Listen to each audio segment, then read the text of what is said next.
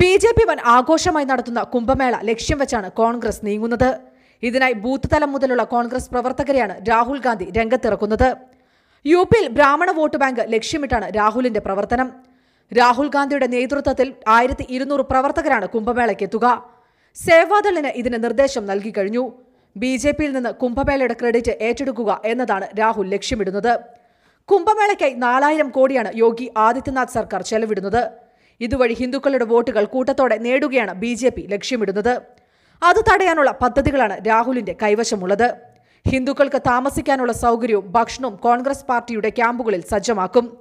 അതേസമയം കഴിഞ്ഞ 40 കൊല്ലമായി ഇത് തുടരുകയാണെന്നാണ് സേവാദൾ അവകാശപ്പെടുന്നത്.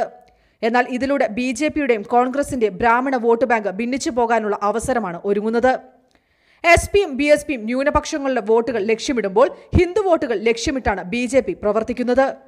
കോൺഗ്രസിന് യു.പിയിൽ സ്ഥിരമായ മുന്നാക്ക വിഭാഗമാണ് വോട്ട് ചെയ്യുന്നത്. ഇവരെ പ്രീണിപ്പിക്കുക എന്ന ലക്ഷ്യമിട്ട് തീവ്ര ഹിന്ദുത്വം പയറ്റാനാണ് രാഹുൽ പ്രവർത്തകരോട് ആഹ്വാനം ചെയ്തിരിക്കുന്നത്.